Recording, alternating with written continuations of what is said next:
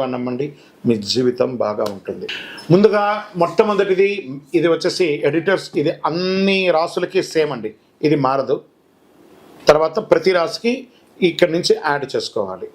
ముందుగా మొట్టమొదటిది మేషరాశి. అశ్విని నక్షత్రం, భరణి నక్షత్రం, కృత్తిక మొదటి పాదానికి సంబంధించిన మీరు మేషరాశి వారిగా పరిగణించబడుతున్నారు.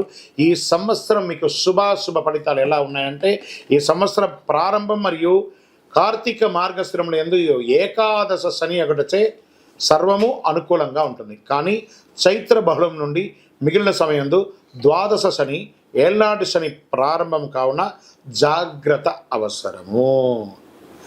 ఆరోగ్య లోపములు, బంధువైర్యములు, గృహ విచ్ఛిద్రములు అయ్యే అవకాశాలు ఉన్నాయి. వృధా వ్యయములు కలుగుతుంది.